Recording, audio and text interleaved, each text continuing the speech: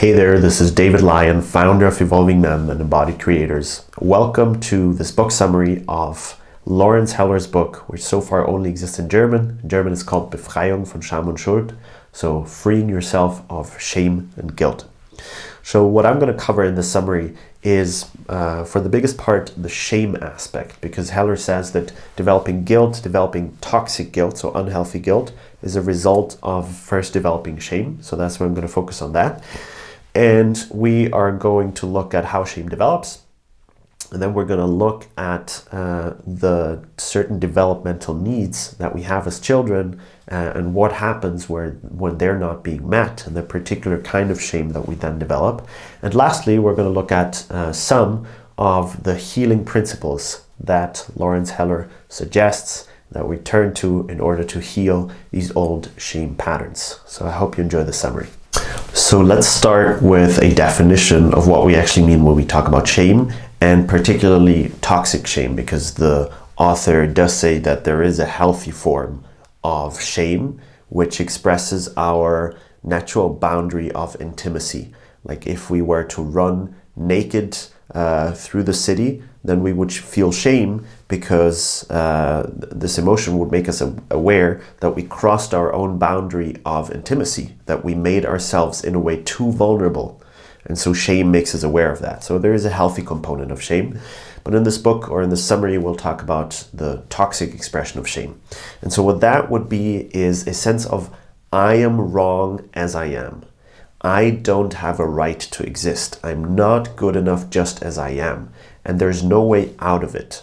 I cannot, as opposed to guilt, where I can make up for something I did wrong, with shame, I am fundamentally flawed.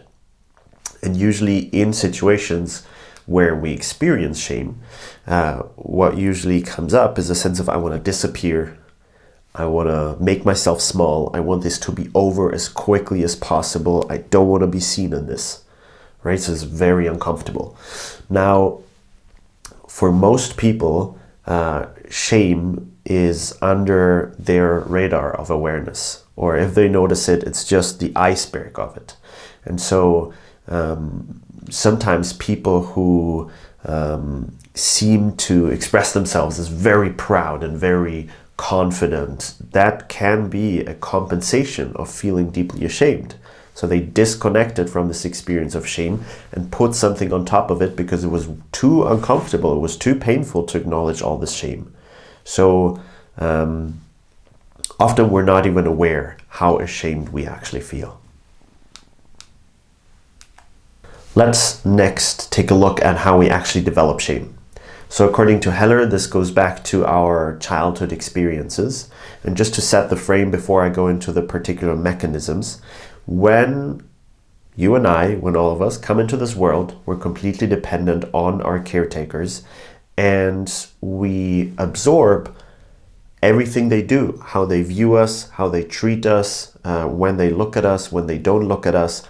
All of these things become deeply internalized, and they're not being questioned, because as children we don't have the ability to say, oh, right now my father is treating me badly, but I know that this is his own stuff, right? We don't have this ability. So how our caretakers, usually our parents, treat us has a very, very large effect on how we view ourselves, how we treat ourselves, and so on and so forth for the rest of our lives. It's not set in stone, but it does take work to change it.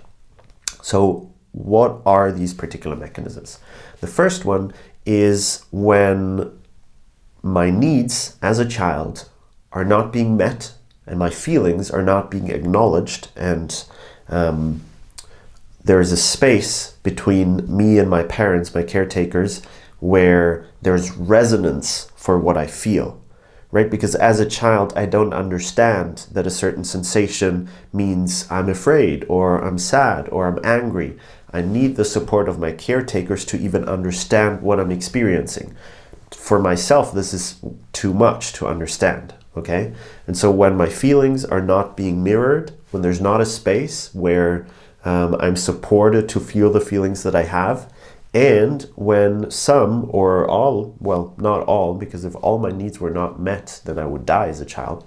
But if some of my needs are not being met, then what I will develop as a child is the sense that I'm wrong for having feelings and needs.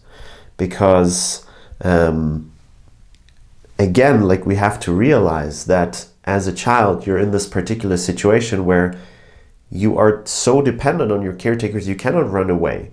You need them, absolutely. So you cannot really question their abilities. So what happens when my needs and my feelings as a child are not being met? I go, oh, well, I guess something must be wrong with me then. I'm wrong for having feelings. I'm wrong for having needs. So that is the first level.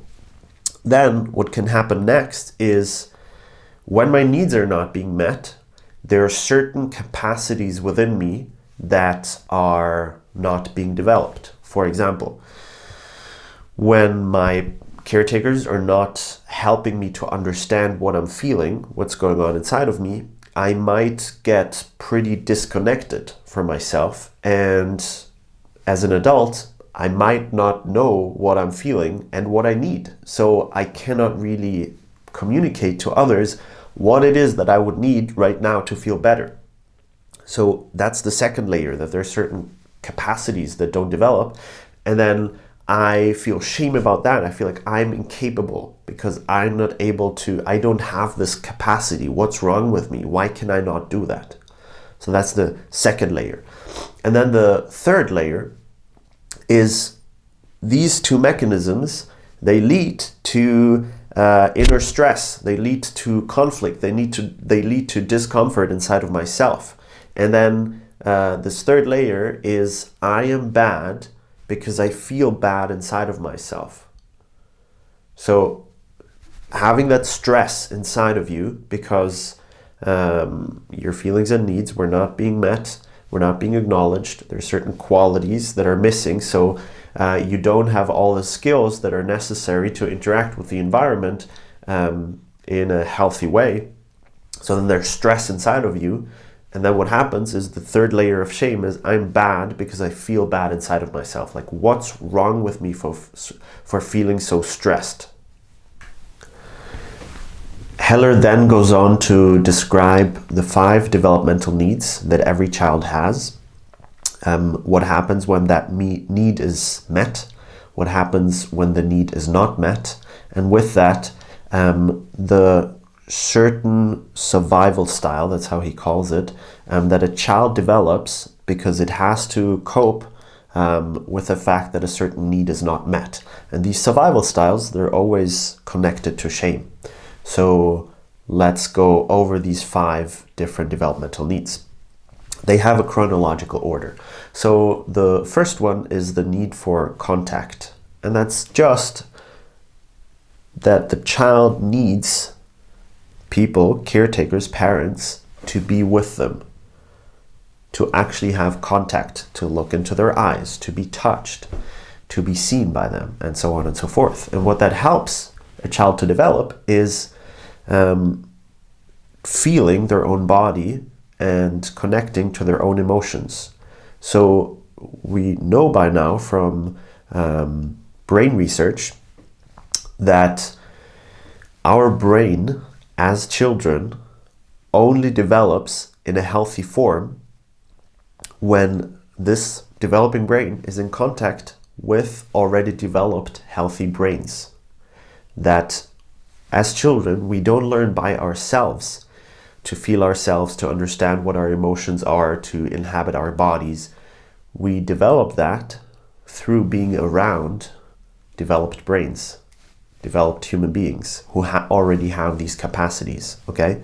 So if this is not being met, then what this will lead to is feeling numb and disconnected. So not developing the ability to inhabit your body and to understand what is going on inside of you. And the kind of thought belief, shame-based thought belief that this will lead to is I'm not welcome. I'm not welcome in this world. So this child who's feeling that was not being fully welcomed, there was not enough contact that it felt welcome in this world. So then it'll develop the thought, I'm not welcome. Now, the next developmental need is attunement. So attunement is the capacity as a parent to connect to the child and understand what it's experiencing.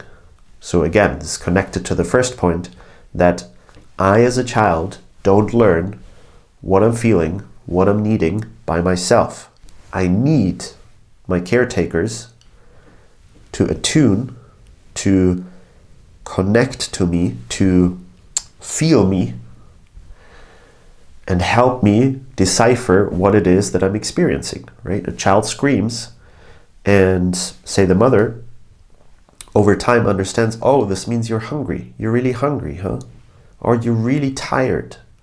Or you feel pain somewhere. Oh, you need to poop, whatever it is, right? The child does not develop that by itself. So what attunement, when the need is met for attunement, what it leads to is I understand what I'm feeling and what I'm needing, right? I'm in touch with that, and I'm able to take in nourishment. I'm able to take in nourishment from the outside in whichever form that is. If that's not being met, I, as an adult, may not know what I want and may believe I don't deserve to get my needs met. And the kind of shame-based survival style that this will lead to, which Heller would call the attunement survival style, is I don't get what I need. So going through life with that belief, I just never get what I need. The third developmental need is trust. So when our parents or caretakers trust in our abilities, see the capacities that we have, see the potential that we have, then we develop the ability to trust ourselves, but also to trust other people. Whereas when from early on we are being shamed for not having developed certain capacities, for not being able to take care of us, and so on and so forth, then we internalize that we cannot trust ourselves, and then we also cannot trust other people. And so if that need for trust is being met, what we develop is a sense of interdependence. And if that need is not met, what that leads to is the sense I cannot trust anyone. And that would also be the shame-based survival style, which is I don't trust anyone, right? I was not being met in a sense of I see your capacities. I trust that you have everything within you to become a powerful, strong human being. That's what we need. We need to be seen in that. We need to be celebrated in our learnings, and so on and so forth. So if that does not happen, I don't trust in myself, but I also don't trust other people. The next developmental need is the need for autonomy. So I didn't mention that before, but of course each developmental need is also related to a certain age in the developing child. So at a certain point, the child will start wanting to explore the world more, wanting to get away from the parents and try things out and explore new things and try to stand up and try to see how certain things feel and just continue to expand its world, really. Now, if we are being supported in that, so if it's okay for our parents that we say, no, I don't want to be with you right now, right? Like there's this connected to anger, this connected to the ability to say no to what someone else wants and go for what I want. So if that is being supported, if that need is being met, we learn that we can determine ourselves what we want and what we don't want, and we're able to set boundaries. If that need is not being met, so for example, if classic, maybe a bit cliche example, but it is true in many occasions, if the mother is too scared to let its child explore too much, like if the mother connects inside of herself to fear a lot, and so wants to protect, wants to overprotect, and so that child doesn't get to explore, doesn't get to do what it wants because it's constantly being pulled back. No, this is too dangerous. Don't do this. Don't do that. What it will experience inside of itself is a constant sense of inner stress and pressure. And it learns that I have to hold myself back in order to be loved. I cannot go for what I want and at the same time be in a safe relationship. So I'm loyal and reliable by holding myself back and by avoiding conflict.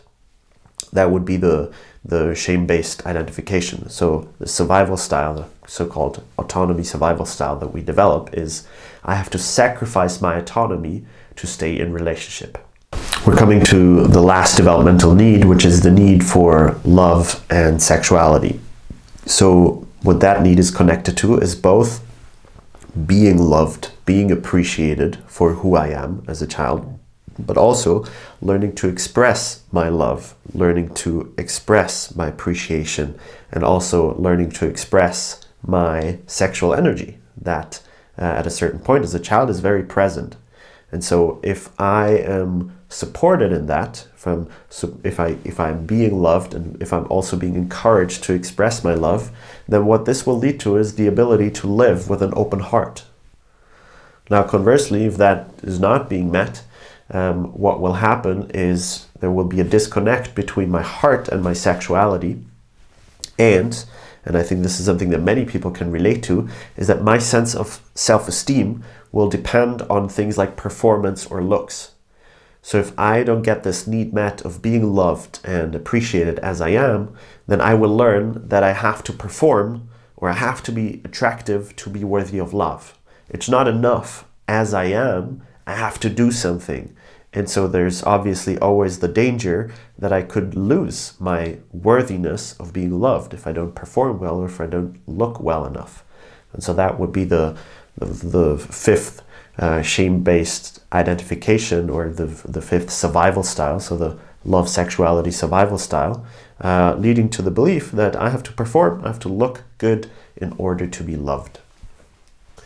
So we've now looked at how we develop shame as children and the 5 developmental needs that lead to particular kinds of shame that of course we can have a mixture of.